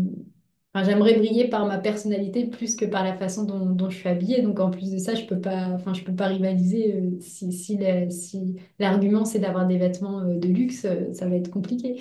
Mais, euh, mais donc, c'est ça aussi tu vois, de se dire que on brille parce qu'on est nous, par les valeurs qu'on a, par les valeurs qu'on dégage. Et c'est ça qui est important. Et c'est ça aussi que j'ai envie de valoriser avec Bon Magasinage. Et Bon Magasinage, c'est aussi un peu le mélange des personnes incroyables que j'ai rencontrées dans ma vie. Et j'ai essayé d'apprendre de ces personnes, y compris toi, et de faire quelque chose de bien avec Bon Magasinage. Et maintenant, Bon Magasinage commence à être plus connu aussi, et donc à pouvoir passer des messages. Et c'est vraiment ça aussi que je veux faire passer. Et le fait de ce qui compte aussi, c'est vraiment la communauté, c'est le bien qu'on va diffuser autour de nous et qu'on va recevoir, mais, euh, mais pas les vêtements de luxe, enfin, dans lesquels j'ai gravité quand j'ai fait mon école. Mais je trouvais ça m'avait un peu frappé. Je sentais vraiment qu'on allait, si tu étais habillé de telle façon, on allait te considérer, on allait te regarder autrement. Ça commençait par le visuel de tes vêtements. Hmm. Et ça, c'était dur pour moi de me dire, mais oh, la richesse d'une personne, elle est tellement ailleurs. Ouais, ouais. Mais elle est catégorisée selon ce que tu portes ou l'allure que Ouais. tu as. Puis on le voit dans beaucoup de magasins un peu partout, selon comment tu es habillé. Tu vas rentrer dans un magasin, puis tu vas avoir tel ou tel service. Ou bien, comme tu Mm. dis, tu vas avoir plus de poids qu'autre chose. Donc, oui, je pense qu'il y a quelque chose qui est important là-dedans aussi, c'est que du coup, dans cette logique-là, c'est que l'humain devient aussi un objet qui va dépendre des autres objets qui sont sur lui versus comme la personne elle-même Mm. à l'intérieur, puisqu'elle porte intérieurement. Donc, il y a vraiment toujours quelque chose d'extérieur versus intérieur qui, Ouais. euh, qui prend le dessus, ouais. Puis je trouve que justement, je réfléchissais à ça aussi quand tu es plus jeune ou peut-être dans différentes phases de ta vie. Ce qui compte justement, c'est un peu plus de te fondre dans la masse et d'être comme tout le monde parce que c'est beaucoup plus rassurant et c'est beaucoup plus facile. Et à certaines périodes de ma vie, justement, je me disais, ah, bah, je vais m'habiller comme cette personne-là. Comme ça, au moins, je sais que c'est gage de valeur et que si cette personne-là passe bien, je vais me fondre dans la masse avec elle. Et ensuite, j'ai découvert les trouvailles de seconde main et de me dire que non, justement, après, tu arrives à d'autres phases de ta vie où justement, tu veux juste exprimer ta personnalité à toi et qui tu es. Et pour ça, tu vas aller tranquillement faire des achats dans ta vie ou même avec ta personnalité, mais qui vont correspondre à qui tu es, tu vois. Et je trouve que Mhm. la seconde main, ça m'a permis ça aussi de faire des trouvailles, de faire ouais, des objets uniques. Tout mon appartement, c'est de la seconde main et que chaque chose est une histoire. Et parfois d'aimer une pièce par son histoire plus que par la pièce en elle-même, tu vois.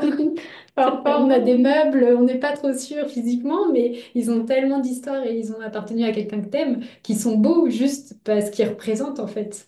On s'en fout presque de leur esthétisme. Et les vêtements, c'est un peu ça. Et tu vois, j'ai certains vêtements qui appartiennent à des membres de mon magasinage qui sont devenus des amis et qui sont repartis dans d'autres pays ou alors qui ont vécu des choses plus difficiles. Et à chaque fois que je porte leurs vêtements, j'ai l'impression bah, de porter un peu leur combat ou enfin, tu vois, ça vient vraiment m'apporter quelque chose de plus que juste un vêtement. Ouais. Et je me sens bien, surtout quand je vais pitcher BM ou qu'il y a des enjeux. Je mets tous les vêtements de mes membres Bon Magasinage et je me dis, bon, elles sont toutes avec moi. Oui, c'est ça. Ah, c'est beau ce que tu dis. Ouais. Mais là, C'est ça ça. va m'amener vers mon autre question, justement, parce que, tu sais, on vient de parler du fait qu'est-ce qu'on gagne dans le tangible de magasiner sur Bon Magasinage, mais il y a quelque chose que tu as mentionné à plusieurs reprises depuis qu'on échange, c'est qu'est-ce qui s'y crée à l'intérieur de Bon Magasinage en termes de liens, de communauté pour toi, Mm. d'amitié? Qu'est-ce qui se passe dans les coulisses de Bon Magasinage à ce niveau-là? Qu'est-ce qui s'y Ben, tisse? ouais, ils citent plusieurs choses. Bah, déjà, comme je te disais tout à l'heure, l'évolution de vie de mes clientes, je trouve ça merveilleux de voir que bah, je suis leur évolution et qu'elles me le disent, elles me le disent, voilà, je suis devenue maman en étant sur Bon Magasinage, maintenant j'habille mes enfants, je revends les vêtements de mes enfants, j'achète aussi pour mon conjoint, enfin tu vois, donc déjà tout cet aspect-là. Ensuite, donc on suit vraiment, c'est vraiment une histoire de vie, donc ça j'adore, parce que j'ai pas fondé une entreprise pour que ça dure 6 mois, et non, c'est vraiment me dire, waouh, on dure dans le temps et on commence à se connaître. J'ai commencé les bons magasinages en porte-à-porte pour livrer nos premières clientes. Donc je les connais personnellement. Je me souviens, j'ai tellement d'anecdotes avec elles aussi, dont Dominique, qui est comme la marraine de Bon Magasinage et qui a parlé de Bon Magasinage à tous ses amis. Et j'allais presque tous les jours chez elle récupérer des commandes et les livrer, quoi. Donc ça, c'est fou. Plein de fois, je suis restée aussi boire le café ou le thé chez des clientes. Sarah qui est à Rimouski et qui, quand elle vient à Montréal, ben, on va se boire un café pour faire une petite mise à jour sur nos vies. On a aussi des histoires qu'on me glisse en courriel, mais d'une maman qui a eu un bébé prématuré, qui n'avait pas du tout de vêtements, parce que forcément, bah, tu ne sais pas que tu va accoucher prématurément. Donc, elle a commandé sur Bon Magasinage des vêtements pour bébé prématuré. Puis, la maman qui a préparé le colis était tellement touchée de ça et elle savait tellement la réalité de ce que Mhm. vivait la maman à l'hôpital qu'elle lui a fait tout un paquet magnifique avec un petit mot. Et ça, j'imagine que quand tu reçois ça, c'est incroyable. Tu reçois ça à l'hôpital enfin, ouais, T'as donc, un support émotionnel, t'as pas juste le ouais. vêtement. Ouais. Et ça, c'est des choses que j'aurais jamais pu prévoir, j'aurais jamais pensé à ça, tu vois. Mais c'est nos membres qui font vivre Mhm. l'entreprise de cette façon-là. Ensuite, j'ai une cliente là qui racontait justement dans la Follette, je fais des portraits spécialement. Donc, Mhm. Christine qui racontait comme anecdote qu'elle avait rencontré son acheteuse au métro pour lui donner le vêtement et qu'une autre personne dans la rue trouvait le vêtement très beau et voulait l'acheter aussi. Ah oui, c'est vrai. Donc elles lui ont donné le contact de Bon Magasinage. Et puis, on a des clientes aussi qui se sont trouvées de l'emploi entre elles. Ah Ouais, oui. ouais, ouais. Donc ce genre de choses, parfois je vois passer des petits commentaires en dessous des annonces où elles se saluent. Donc voilà, ça j'aime beaucoup. Puis en fait, au début de Bon Magasinage, je faisais beaucoup de retrouvailles, de rassemblements. Même l'année dernière, on organisait aussi des pique-niques ou des choses comme ça. Donc ça, c'est des choses que j'adore et que j'aimerais faire plus souvent. Ouais. Et peut-être même un club de tricot. Là, je suis en train de penser à un club de tricot parce que j'ai besoin d'aide et je me dis peut-être que je suis pas la seule à bloquer sur mes projets tricot. Oui, et Donc, puis tu vas dans le réel à ce ouais, moment-là, du coup, il y a comme un apprentissage qui se fait ensemble ou comme quelqu'un ouais, éventuellement peut venir t'apprendre, puis de... Ouais, ouais. ouais, non, c'est... Ouais.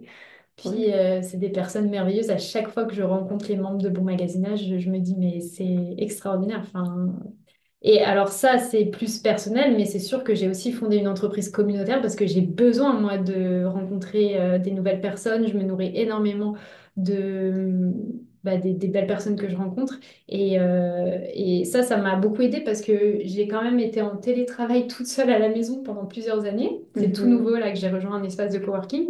Et en fait, heureusement que j'étais souvent sur le terrain et que je rencontrais souvent mes clientes parce que je trouvais ça dur quand même de travailler toute seule. Et je me disais, mais c'est formidable, j'ai quand même créé une entreprise où j'ai des nouvelles clientes tous les jours qui s'inscrivent. Ouais. Et donc, tout autant de personnes à découvrir au fur et à mesure. Ouais, donc toi, ça te crée. T'as Ouais. ta communauté, puis est-ce que c'est en ça que ça transforme quelque chose dans ton quotidien? Est-ce que c'est cette communauté-là ou est-ce qu'il y a d'autres choses que tu sens que tu as appris, que tu as développé, qui t'ont permis d'évoluer grâce à BM, en plus de cette communauté qui clairement te porte? Ouais. Bah, BM a confirmé que j'adore être dans un aspect communautaire et que c'est vraiment là où je suis bien. Ouais. Et ensuite de ça, bah, j'ai beaucoup grandi parce que fonder une entreprise m'a poussée à communiquer déjà. Parce que quand tu commences à avoir une équipe et des associés, bah, faut communiquer. Donc peut-être des situations où avant, je me serais dit, bon, bah, je vais pas prendre trop de temps là-dessus et je vais un peu faire l'autruche. Bah, en fait, quand tu as une entreprise, c'est pas possible. Parce que si tu fais ça, c'est nocif pour ton entreprise, je pense vraiment. Et donc ça m'a fait énormément grandir sur ma communication. Ça m'a beaucoup organisée aussi. Bien que quand j'étais chez 3 fois par jour, je me trouvais bien organisée et j'ai vraiment senti ça en moi d'être à mes affaires. Ah, complètement, je Ça, c'était confirme, je donc confirme. c'est là que j'ai découvert que je l'avais en moi, Ouais. mais après ça, le mettre quand tu travailles à ton compte, c'est plus dur de vraiment être bien organisé. Mais Mhm. par contre, je me suis créé une structure. Donc ça m'a beaucoup fait du bien parce que le fait d'être structuré pour mon magasinage m'a aidé à me structurer dans ma vie personnelle aussi. Ouais. Donc ouais, j'ai grandi et puis là vient l'étape où donc j'ai des associés mais où j'aimerais agrandir l'équipe pour cette année. Mhm. Et pareil, ça, c'est des choix de cœur, c'est des choix d'instinct. Et de construire tout ce que j'ai appris au fur et à mesure du temps bah, va être mis à contribution de bien former mon équipe. Et, parce que j'ai déjà Lisa qui est à Toronto. Ouais. Mais voilà, on se voit moins souvent, c'est sûr. Là, j'aimerais vraiment aussi agrandir l'équipe à Montréal en personne. Donc, ça va Mhm. être d'autres défis que j'ai hâte Ouais. de voir. Ouais. Oui, puis où on sent que là, tu as la structure, le rationnel, mais que tu as aussi comme l'intuitif, puis les valeurs à nouveau qui Mm. prennent une place, même dans ces choix-là de comment ça va se faire, qui Absolument. va embarquer, ouais. Absolument. Puis quand je vois comment j'ai été épanouie de travailler avec toi et avec l'équipe qu'on avait, c'est être heureuse d'aller au travail le matin pour retrouver tes collègues qui deviennent des amis. Enfin, ça n'a pas de prix. Ça, c'est Mhm. tellement important aussi. Donc, ouais, ça, je vais faire attention à ça. Euh, mais ça me motive beaucoup. Et puis aussi de voir que Bon Magasinage motive d'autres personnes vraiment à travailler dessus, c'est aussi un beau cadeau parce que quand j'entends, quand on a des petites réunions d'équipe là et que j'entends qu'on cogite sur Bon Magasinage et tout ce qu'on pourrait faire et je suis fascinée par les bonnes idées qu'ils ont. Elle me Mhm. dit, waouh, ok, là, c'est merveilleux parce que l'entreprise me dépasse moi, en fait. Ouais. Elle a pris elle est bien, elle a ses bonnes fondations pour pouvoir évoluer après par tout ce qu'elle dégage elle-même et parce que nos membres offrent aussi ce qu'elles ont fait de l'entreprise, quoi. Donc ça motive d'autres personnes et ça, c'est beau. Bah oui, c'est ton élan, mais qui est devenu bien plus grand que toi au Mm. final, puis qui est porté par bah, bien plus de monde, que ça soit dans le concret ou que ça soit juste dans un peu les instants du quotidien, puis les Mm. actions du quotidien de tous ceux qui gravitent autour. Mhm. Puis là, j'ai une question qui était à nouveau pas au programme, mais je me demande, même dans ton élan d'être une citoyenne, puis de t'intégrer, comme justement, d'intégrer ton élan citoyen, est-ce que le fait d'avoir créé Bon Magasinage, ça change quelque chose dans un peu ton implication plus large dans la société? Est-ce que ça a fait germer quelque chose? Ça, c'est une curiosité parce que Mm. j'explore la question. Bah oui, dans le sens où je prête une attention particulière à tout ce que je fais. Donc déjà, ça m'a fondé mon magasinage, m'a fait fouiller encore plus ce qui se passe au niveau écologique et à tous les points de vue. Chose que je pouvais pas faire au tout début là quand j'ai eu un peu mon anxiété écologique parce que je pouvais plus en prendre plus en fait. Et maintenant que j'ai repris des forces et que Bon Magasinage est dans l'action, je me renseigne énormément sur tout ce qui se passe au point de vue écologique et ça me donne aussi beaucoup envie de m'impliquer dès que j'aurai un peu plus de temps là, de m'impliquer dans d'autres projets très concrets. Puis après, dans ma vie quotidienne, je supporte énormément les entreprises locales et en fait, le fait d'avoir une entreprise locale et de connaître les défis à l'interne Ouais. me pousse tellement à encourager encore plus dès que je le peux les entreprises d'ici et à comprendre que tout ce qu'elles font ont une valeur, ont un prix et à me dire que c'est le prix que ça coûte aussi, tu vois. Et Mhm. donc ouais, et de faire des choix à chaque fois que je dois acheter quelque chose vraiment.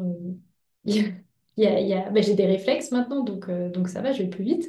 Mais vraiment à me poser des questions, à voir quel impact j'ai avec cette consommation.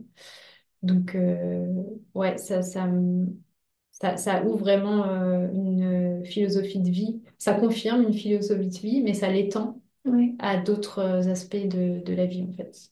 Euh, Ouais, puis je sentais aussi dans tout ce que tu disais que à chaque fois, justement, c'est ce réflexe-là de fouiller, comme d'aller explorer, d'essayer de ouais. comprendre les choses, de remettre en question les choses. Je trouvais qu'il y avait beaucoup l'esprit critique qui revenait à chaque fois, de pas se dire on va faire les actions de manière mécanique ou les achats de manière mécanique, mais essayer de comprendre justement qu'est-ce qu'il y a derrière tel comportement, qu'est-ce qu'il y a derrière tel Mm, produit, comment est-ce qu'on peut faire en sorte d'être le plus dans la justesse mm, au ouais, quotidien. Et ça, je trouve que c'est ouais, citoyen d'une certaine manière parce que c'est de pas juste prendre pour acquis, mais de questionner les choses, puis de comprendre les choses en mm, profondeur, puis d'agir en conscience sur les ouais. choses aussi. Puis on n'a pas les réponses à tout, malheureusement. Ouais. Et parfois, on pense avoir des réponses et on ne sait pas vraiment, tu sais, on ne sait jamais exactement la source de tout. Mais en tout cas, déjà, se questionner et essayer de fouiller pour trouver de l'information, je trouve que c'est déjà un bon réflexe. Ouais. Et puis c'est un réflexe, du coup, que tu transmets aussi, qui Mm. peut être pris par d'autres, même dans le quotidien. Ouais, exactement. Bah oui, puis on... bah c'est ça, tu vois, en étant... Parfois, je me dis que bon magasinage reflète vraiment mon style de vie. Tu vois, c'est tous les jours, je suis habillée en seconde main ou en bon magasinage. Et les autres valeurs qui découlent autour de l'économie circulaire sont ce que je vis aussi. Et j'ai l'impression d'être quand même bien épanouie dans ma vie et d'être bien entourée. Donc j'ai l'impression que ce que je propose avec Bon Magasinage est assez réaliste et assez vrai en fait. Ouais. Donc, c'est pour ça aussi que j'ai voulu construire l'entreprise étape par étape, parce qu'il fallait toujours que ça reflète aussi moi-même ma vie. Je voulais jamais proposer une entreprise ou proposer un concept qui ne reflète pas ce que je vis déjà de l'intérieur, pour au moins se dire, bah non, moi, je vis vraiment ça, donc je vous propose ça. Ouais, je sais pas si mes idées sont claires, mais je voulais que ça reflète une parfaite cohérence en fait avec ce que moi je vis. C'est le mot qui allait Et coller, cohérence, la ouais, cohérence, ouais. c'est ça. Oui, tu incarnes les choses, tu fais pas juste proposer quelque chose que tu n'as pas expérimenté ou qui est en dissonance avec tes propres valeurs ou façons de faire. En Mm, fait, c'est un petit peu quelque chose que tu transmets puis qui est dans cette cohérence-là et qui fait qu'au final, mm, bah, tu transmets quelque chose de vrai, mm. de pas... oui, tu l'as pas enjolivé, c'est ta C'est vie au ça. final, ouais. Ouais, tout à fait. Ouais. Puis c'est... Comment tu vois... la suite des choses pour bon magasinage parce que tu as parlé que le site transactionnel était un outil, mais tu as parlé beaucoup aussi de qu'est-ce que tu as envie de transmettre plus largement, puis qui peut bénéficier à la société. Qu'est-ce qui s'en vient pour toi? Ou qu'est-ce que tu as Mm. l'élan de faire en ce moment? Plein de choses. Déjà, je commence à me libérer du temps de choses très administratives sur lesquelles je passais énormément d'heures par semaine et par mois. Là, je commence à trouver des bons prestataires qui peuvent me libérer de ces choses-là. Donc moi, je vais vraiment pouvoir mettre mon énergie sur tout ce que j'ai envie de faire depuis 7 ans, Ouais. c'est-à-dire justement informer par rapport à ce qui se passe au niveau de l'industrie du textile, mais aussi plutôt parler de tout ce qui va pas, parler de ce qu'on fait de bien avec Bon Magasinage. Puis quand je dis ce qu'on fait de bien, c'est oui, nous, avec ce qu'on propose pour la plateforme, mais surtout nos membres, quand elles vendent des vêtements, qu'elles comprennent vraiment l'impact qu'elles ont. Donc là, c'est Ouais. sur ça qu'on va travailler en fin 2025, là. C'est vraiment de vous faire prendre conscience quand vous vendez ou quand vous achetez sur Bon Magasinage, vous rendre concrètement compte avec des chiffres de la différence que vous faites dans le monde et Mhm. qu'on puisse petit à petit cumuler tous ces chiffres et se rendre compte qu'on a vraiment un impact et qu'on va faire que grandir cet impact. Puis c'est des chiffres, mais tous ces chiffres arrivent grâce au fait qu'il y a une prise de conscience et qu'il y a des comportements humains qui changent les choses. Donc là, on va le quantifier par rapport aux vêtements, mais toutes ces personnes qui sont sur Bon Magasinage, euh, elles-mêmes dans leur vie quotidienne ont aussi d'autres réflexes qui aident énormément pour d'autres aspects ou des industries sur lesquelles on n'est pas, mais qui sont toutes complémentaires. Ouais. Donc voilà, ça c'est ça que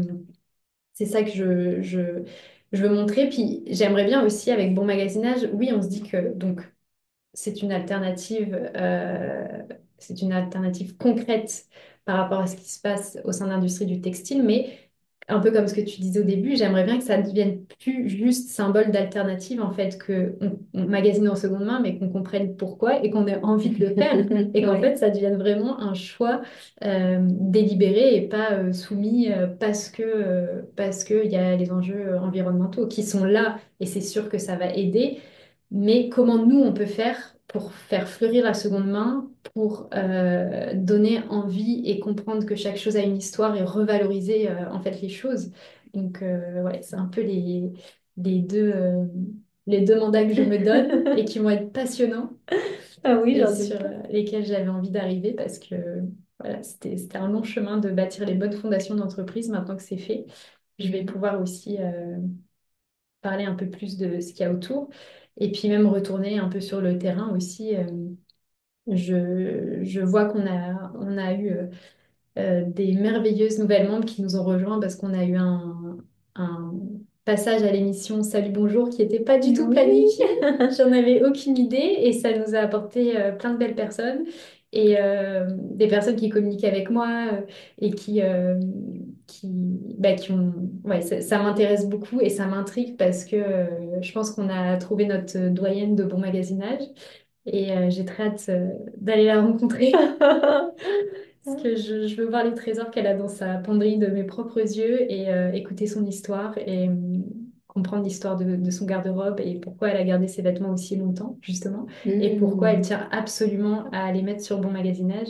Elle m'a vraiment dit qu'elle tenait vraiment à ce que ce soit sur Bon Magasinage. Donc, tu vois, j'ai envie de comprendre aussi qu'est-ce qui l'a Pourquoi? touché dans notre histoire et dans la proposition d'entreprise qu'on a. Donc, c'est ça. Ce genre de Ah. belles histoires que j'ai hâte de relayer. Donc c'est ça, ça on va le savoir à une prochaine Oui, infolette sur l'histoire c'est ça. des membres. Ouais. Ouais. Et j'ai une question justement parce que tu parles de justement toutes ces petites actions-là qui sont pas futiles parce que ça change la culture. Et là, ça me faisait penser à est-ce que donc, j'ai pas la réponse là, mais dans tout ce qui est éducation, justement, par rapport à tout ce qui est mode, commercialisation de la mode, ou en tout cas les programmes en lien avec ça, universitaire, cégep, est-ce que il y a cette sensibilisation à ces enjeux-là? Est-ce que ça serait intéressant d'avoir justement parfois des personnes qui viennent partager ces messages-là, si c'est pas déjà le cas, en fait? Ouais, bah, c'est une bonne question. Je pense que je me suis un peu éloignée des programmes universitaires dans le domaine de la mode. Mais oui, ça serait une très très bonne idée. Je pense qu'il y a de plus en plus de parcours qui proposent et qui en fait qui justement mentionnent aux étudiants que les métiers d'avenir, ce sera sûrement justement dans le fait d'être dans des entreprises qui repensent la façon dont on fabrique et dont on commercialise le vêtement. Mais oui, je pense qu'il faut absolument qu'on aille à la base et qu'on aille parler aux étudiants pour tout de suite les sensibiliser à ça et que eux comprennent qu'ils ont vraiment un pouvoir aussi dans tout ce qu'ils vont mettre en place, que c'est eux qui vont faire la mode de demain et que Mhm. si elle est pensée tout de suite de manière... Enfin, maintenant, on sait ce qui va pas, donc si on peut leur donner les clés pour qu'ils comprennent comment améliorer et qu'ils puissent penser à monter des projets sur ce qui va pas, c'est sûr que ça sera bénéfique. Donc, ouais. Un appel aux écoles de mode pour se dire que ça peut être des bonnes idées d'introduire des programmes qui changent, qui sont plutôt... Enfin, c'est vrai que moi, ce que j'ai de souvenir de mon école, c'est que... Après, j'ai commencé l'école en 2012, donc tu vois, c'était peut-être aussi un peu tôt dans tout ce qu'on sait aujourd'hui. On n'en parlait pas Hum, encore tellement, oui. On n'en parlait pas tellement. Après, les stages que j'ai voulu faire, moi, c'était vraiment quand même dans des entreprises qui étaient plus artisanales, qui étaient vraiment en France ou fabrication française. Donc j'avais déjà cet attrait d'être proche du produit Mhm. et comprendre d'où venaient les choses et de pas fabriquer pour fabriquer. Donc peut-être que c'est aussi des entreprises qui, ça serait positif que les entreprises aillent dans ces écoles-là et contacter les étudiants pour que ces étudiants viennent aussi travailler chez eux Tu vois, Ouais. on valorise ce genre de compagnie plutôt que des énormes compagnies comme quand j'étais à l'école où c'est sûr qu'il fallait... c'était plus prestigieux d'avoir un stage chez Dior ou Chanel que Mhm. certaines autres compagnies que je convoitais. Et pourtant, moi, je me disais, ah, j'aimerais tellement plus aller dans des entreprises un peu plus niches qui vont vraiment apprendre des choses incroyables que tu n'apprendras pas ailleurs. Donc, Ouais. ouais, peut-être aussi un effort des entreprises à, à proposer à des étudiants de les rejoindre et les écoles d'essayer de valoriser ces compagnies-là pour placer les étudiants. Oui, ou simplement de leur laisser l'espace d'entendre les histoires de ces Ouais, entreprises-là qui ont peut-être choisi de faire d'une certaine manière autrement. Mais ouais, est-ce que l'éducation, ça serait pas un levier intéressant? Hmm. définitivement. À suivre, à suivre. J'arrive à la question finale que je pose à tout le monde, comme d'habitude, et à travers laquelle j'invite à rêver. On a rêvé pas mal, mais on était dans le concret. Puis il y a cette vision où tu rêves encore, mais toi, quand tu te plonges dans tes rêves les plus grands, puis que là, il n'y a pas de limite, puis que tu penses en termes de concret, mais en termes de ressenti, à quoi pour toi il ressemblerait le monde de demain, dans Hmm. ton utopie à toi? Oui, alors ouais, je pense que ce que j'aimerais, c'est vraiment moins de jugement de manière générale. Je pense vraiment que on se juge beaucoup les uns les autres et que si on avait un peu plus d'empathie, ça aiderait. Je dis pas que ça changerait le monde, mais je dirais juste que dans plein de petites choses de la journée, ça rendrait la journée tellement plus agréable qu'en fin de compte, ça apaiserait plein de choses. Mhm. Donc, on ne sait jamais ce que vit quelqu'un. En 2021, j'ai fait une grosse crise de fatigue et j'étais dans un état qui était très étrange. Mais personne dans la rue pouvait savoir ce que je vivais et ce que j'avais dans la tête. Et je me dis, il y a peut-être parfois des gens que je croise, ils sont dans cet état-là ou un autre état que je connais même pas. Et ils ont un comportement certain ou pas. Mais peut-être que ce que je vais leur dire va les atteindre d'une manière que j'imagine même pas. Mhm. Et donc, de jamais partir avec des a priori et de moins juger, je pense que franchement juste ça et ça aiderait aussi à peut-être à mieux communiquer parce qu'on n'aurait pas peur d'être jugé, donc on pourrait communiquer comme on a envie de le faire et ça serait mieux réceptionné par l'autre personne. Et ouais, juste ça, je pense que ça aiderait beaucoup. C'est ça mon idéal. Euh, ouais, puis remettre, j'allais dire l'humain au cœur des choses, mais ça peut être pris à double tranchant parce qu'on a beaucoup mis l'humain au cœur des choses, puis finalement, on s'est un peu mis au-dessus de tout ce qui existe sur cette terre, donc c'est, c'est pas ça que je veux dire, mais c'est plutôt ben, juste se rendre compte que chaque personne est incroyable juste parce qu'on vit et qu'on est là. Donc se, s'accueillir comme on est les uns les autres, c'est, voilà, c'est très, c'est pas tant matériel mon monde idéal, Ouais. c'est vraiment ouais, plus s'accepter les uns les autres. Je pense que ça aiderait beaucoup.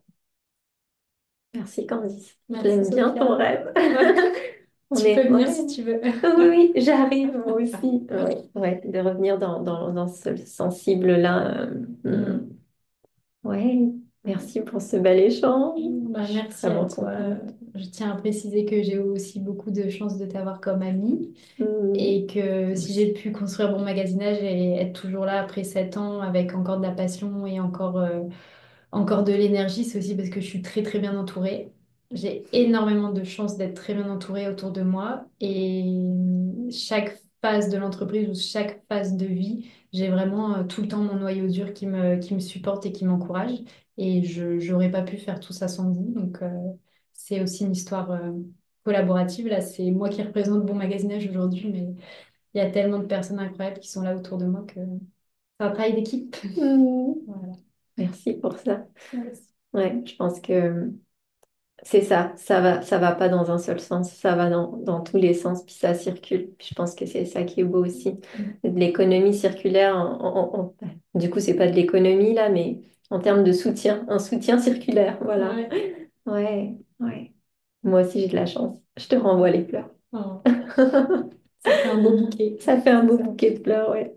Alors, on vous laisse sur ce bouquet de fleurs. N'hésitez pas à venir nous partager ce que vous avez pu ressentir ou comme vos perspectives. Et puis, ben, je vous dis à bientôt. Puis là, je vais faire ma petite promo parce que ça fait longtemps que je ne l'ai pas faite. Mais si l'épisode vous a plu, qu'il est venu semer quelque chose, n'hésitez pas à le partager. J'ai besoin que ce balado continue de se transmettre et puis d'aller peut-être amener des réflexions, semer des graines un petit peu partout. Alors voilà, semons des graines. À bientôt!